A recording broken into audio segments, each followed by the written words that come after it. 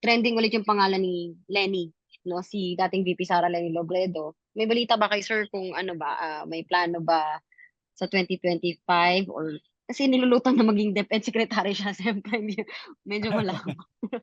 Eh, Ano bang plans ng well, LP for 2025? ang last namin na pag-uusap ay siya ay tatakbo as mayor ng Naga City upang ipagpatuloy ang programa ng kanyang late husband.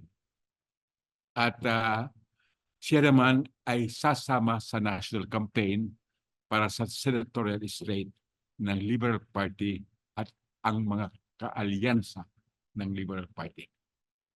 Does that mean kung halimbawa alokin man ng posisyon bilang DepEd Secretary, hindi po ito tatanggapin? Iyan ay call ng ni Lenny.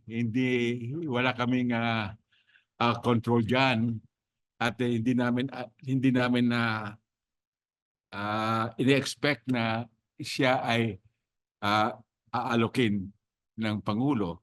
Ngunit pag siya ay inalok, iyan ay pag-aaralan mabuti at iyan ay isang opportunity na ipagpatuloy ng ating Pangulo na Vice Presidente ang sa kanyang pagserbisyo sa taong bayan.